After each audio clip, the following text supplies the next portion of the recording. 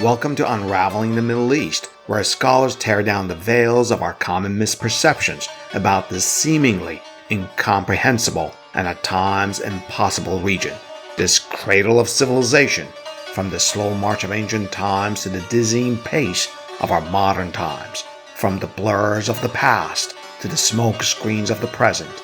These are scholarly accounts of the history, myths, and mysteries of the Middle East. Tales and takes you haven't heard before. And I'm Allah, your host. In this two-part episode, the Houthis and Yemen's history. So please join me and my guest, Dr. Charles Schmitz, as we unravel the Middle East.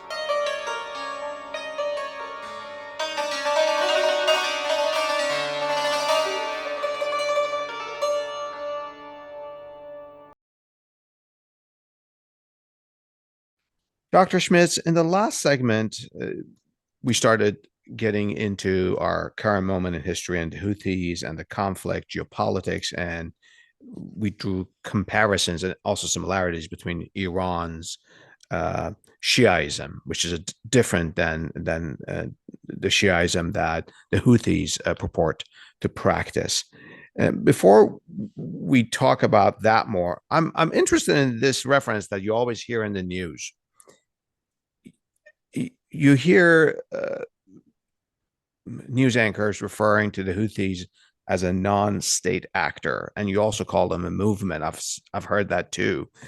For preparation for this conversation, I was looking at maps and everything, and they actually hold a sizable chunk of Yemen in this sort of southwest, close to the strategic points that you were talking about.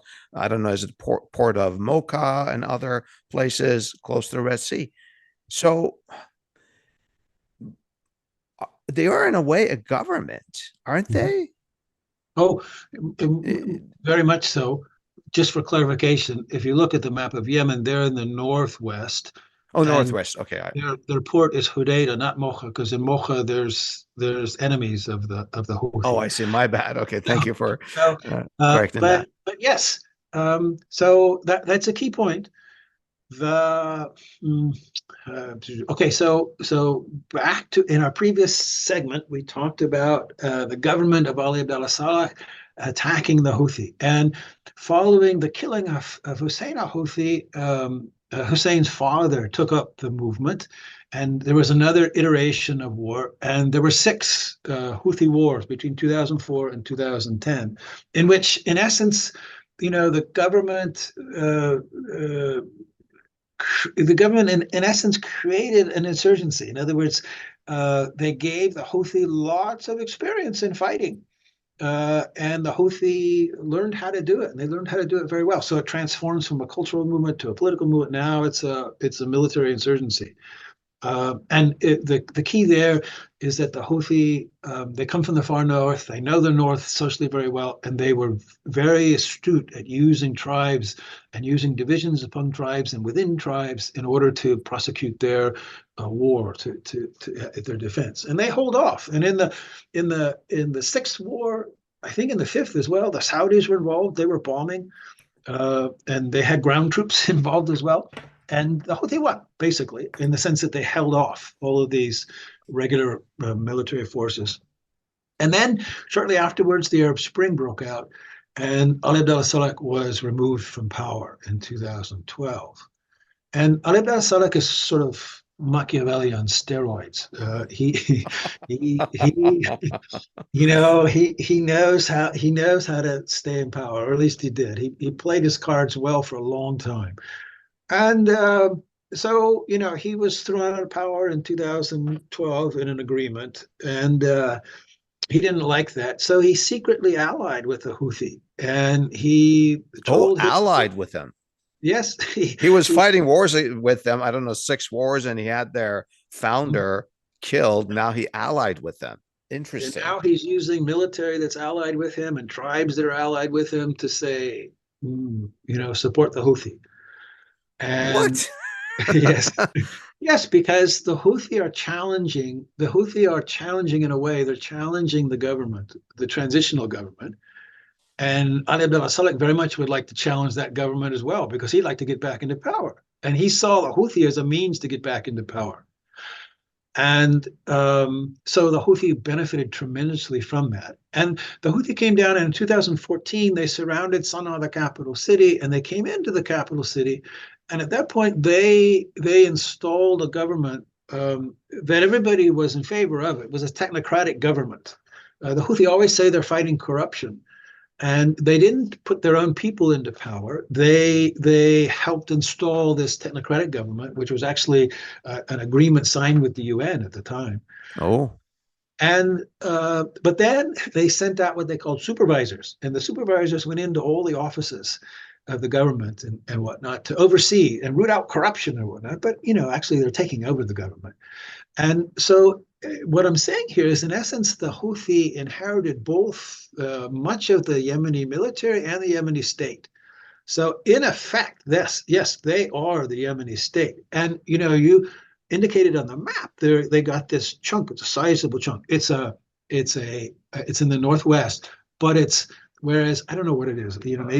Maybe a quarter or a third of Yemeni territory. It's 80% of the population. That's where everyone lives. And so they are the de facto state, but not de jure, because the forces that are allied against them, the Yemeni forces that are allied against them, they see themselves as the inheritors of the transitional government, which is the legal government of Yemen. And that's the big card they have.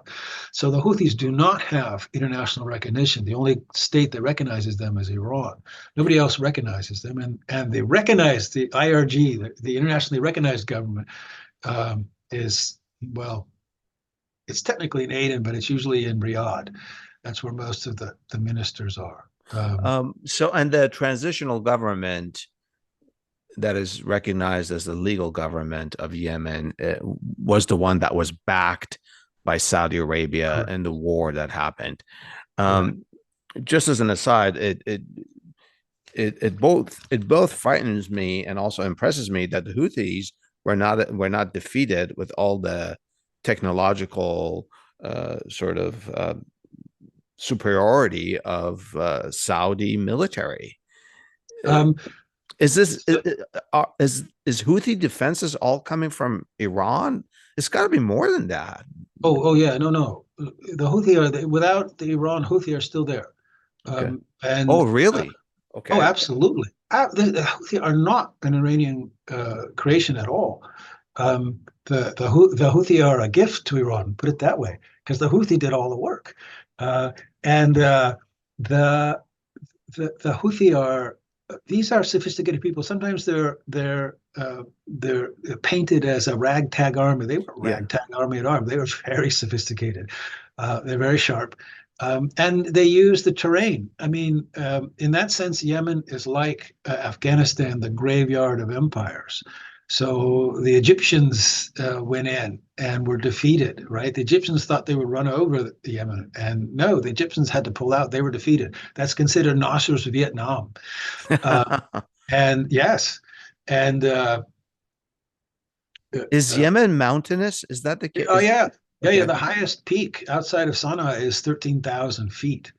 Wow. You can go from 13,000 feet, 40 kilometers by the the bird flight to the sea, to the Red Sea. So it's very steep down on the Red Sea coast. Yes. Wow. Oh, it's beautiful, gorgeous.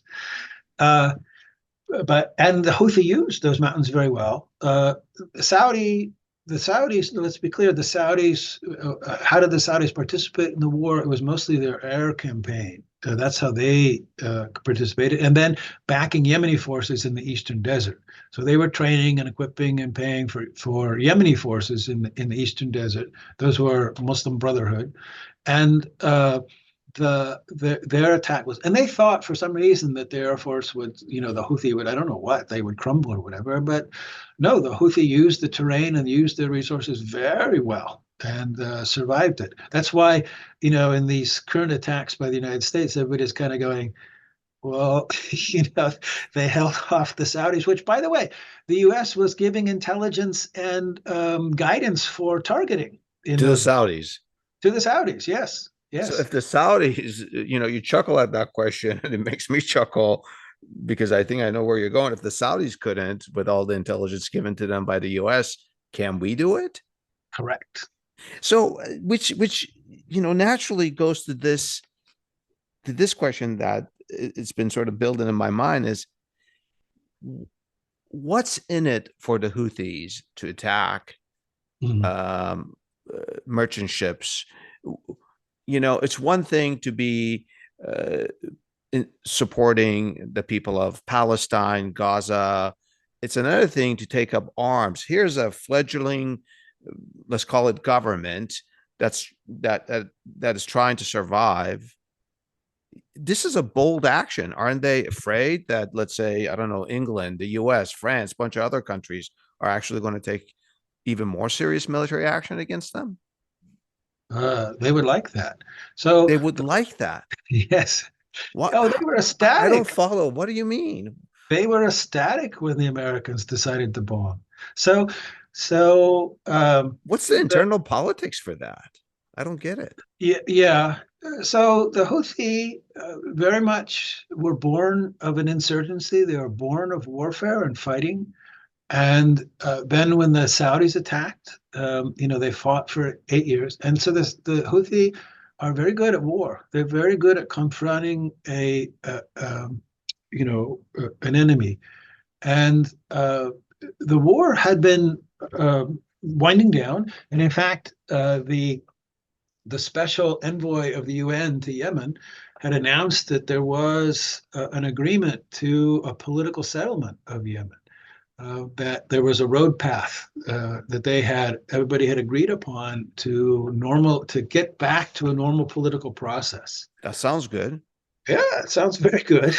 Uh, and so there's a stream of thought that says, well, the Houthi really didn't like that. That they knew Oh, how to fight, and they knew how to mobilize people for difficult circumstances and for foreign aggression and all of this. But they weren't so good at governance and the being able to govern a country and provide for people's needs and whatnot. Yemen is very poor, and they were frightened by that. I don't really buy that. I think the Houthi are very much in command, and they know what they're doing. And I mean, any government's going to have challenges in Yemen, but I think the Houthi were. Could deal with it effectively. I'm not sure they were frightened by peace. do you think? The Do the you? opponents say they're frightened by peace. Uh, That's what the opponents say. Do you yeah, think war and being in conflict legitimizes their yeah, power? Is that yeah, it? yeah, yeah, yeah. And I think it was an opportunity for them. Their chant, their slogan, death to Israel, death to America. I mean, it was pretty remote. If they were way up in the north, in the 2000s, and there's no Americans and there's no Israelis, and that's irrelevant to the whole thing. That was designed to put needles in the to Yeah. irritate the president of Yemen, is what it was designed to do. But now, wait a minute, they can do something real that is in line with their ideology. And you have to recognize that a big part of their ideology is that they are moral, that they are humane, that they have the big powers of the world are the aggressors, and they are the immoral people, and they use might over right. But the Yemeni have faith. They may not have power. They may not have all the means, but their faith is guiding them through, and God will guide them through this, and God will guide the righteous. And they see them. They position themselves as the righteous, and they position the fact that the Americans are attacking them, and they succeed in firing back at the Americans and holding the Americans off as God's on their side. Wait, Uh, Dr. Schmitz, is this ideology a front, a ruse to keep them in power, or do they really? No, they Because believe that. They believe that. Oh yeah, they oh believe that. wow, Yeah, yeah. because one can say that about potential, like say that about Iran, sort of the ideology has kind of gone and it's all about geopolitics now, and there's much corruption in Iran's government. But you're saying no, they really believe that. Oh, the Yeah. Houthis? Yeah, Yeah. sure. They believe that. Um, And their stance on Palestine has gained them tremendous uh, support amongst in the Arab world, in the Muslim world, and critically for the Houthi, their opponents in all the territories of their opponents. People are saying, "Oh, the Houthi are, they're principled and they are, standing up against the aggressors, and like they the are actually doing Salafis something." and the Muslim Brotherhood, they're respecting them. When you say they've gained support amongst in the Middle East and other Muslims, does that support come with money, resources? Oh, no, No. no, but it's moral support. Everybody's yay the Houthi, and so it's given them a lot of political capital inside of Yemen in particular. So when Um, you say that the Houthis would be there even without Iran, where do they get their resources?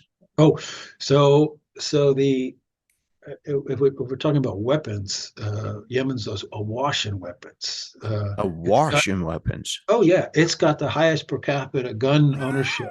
No, excuse me, the second highest. Second highest. The United States has the highest. Yemen has the Oh, second highest. that's hard for me to know that we have more weapons Yemen than Yemen Yemen. has the second highest. There was no problem with weapons even before the. In fact, the Iranians, as far look, I'm not a spy. I'm not an intelligence person, so I don't know the details on this. But as the general impression is that what the Houthi get from the Iranians is, sort of technological instruction and whatnot, how to put together missiles and how to put together drones and how to use them and this sort of thing. But they inherited Ali Abdullah Saleh's arsenal. It's huge. Ali Abdullah Oh, Saleh had wow. tons of weapons and whatnot. So that's not a problem. And then in terms of the economy, yeah, I mean, Yemen's very poor, and Yemen used to be an oil economy, but it's that has largely run out. But the Houthi have sort of reconfigured the northern economy in a way that all of the flows of revenue go through them. And so they're able to tax and they're able to, skim off of controlling the oil trade, for example, or, controlling other commodities. Like a And government.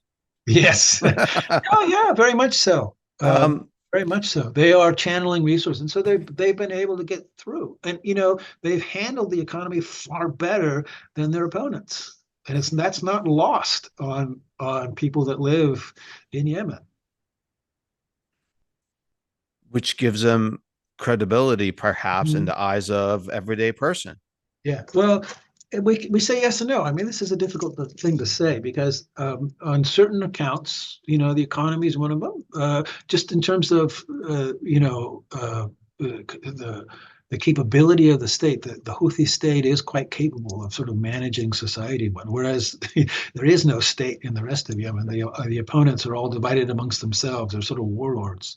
Uh, Oh, and but on the other hand, people know that the Houthi are repressive, that you can disappear in a Houthi jail and that's it. And there are some high profile political opponents who are still being held by the Houthis.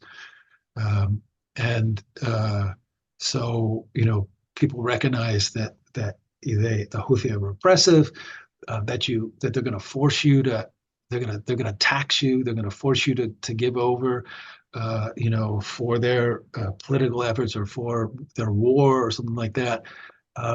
And they've rearranged the educational system so it's all geared towards Houthi ideology and Houthi theology, all this kind of stuff. And so, it's a mixed people have mixed feelings about it. yeah, yeah. Um, our conversation is not about Lebanon, and uh, I don't want to go there, but I'm just wondering, based on the very little that I know about Hezbollah, um, the Houthis seem to be entirely different than Hezbollah. Not that that should be a surprise. They're different peoples, different, locations, geography, but the Hezbollah seems to be much more connected to Iran than the Houthis are, based on what you shared with me in our conversation.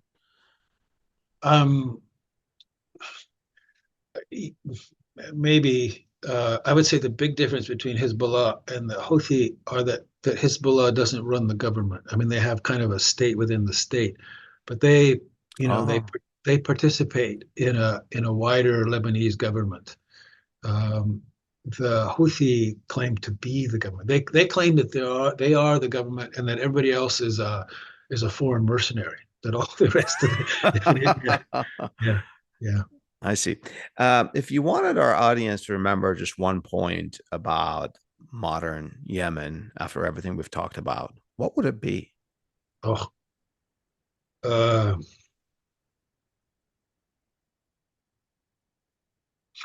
I guess I would say that remember that that Yemen, it's now a very populous country. There are a lot of Yemeni. I think it's 33,000 or something, 33 million, excuse me, Yemeni. That it's got a long tradition. That it's got a lot of people who would like a liberal tradition, and that the Houthi are not though they claim to be. They are not the face of Yemen. They are not the face of Yemen. No, there's a lot of other Yemenis and a lot of other currents in Yemen, a lot of wonderful currents in. I mean, Yemen in the 1990s, the early 1990s, when it's going through its sort of liberal renaissance with all the political parties and the elections and whatnot, was just an incredible place to be. Yemenis were you there then? Yeah, and the Yemenis are very creative. They make do with very little, but very resourcefully. And one of their favorite things to do, they sit in the afternoons and they chew khat, which is this mild stimulant. Then everybody just sits around and discusses the world. And amongst intellectuals, you find some very stimulating. And you can go and sit with powerful people and very prominent people, and everybody will sit together and have these conversations. And it's just a wonderful, wonderful place to be. And remember that tradition of Yemen. Oh, that's wonderful. We don't do that often enough in our own country, right? Sit down and have these conversations. Dr. Schmitz, thank you so much for educating me and our listeners. And to our listeners, if you know of any history that could unravel the Middle East, please share it with us. Thanks very much, Dr. Schmitz.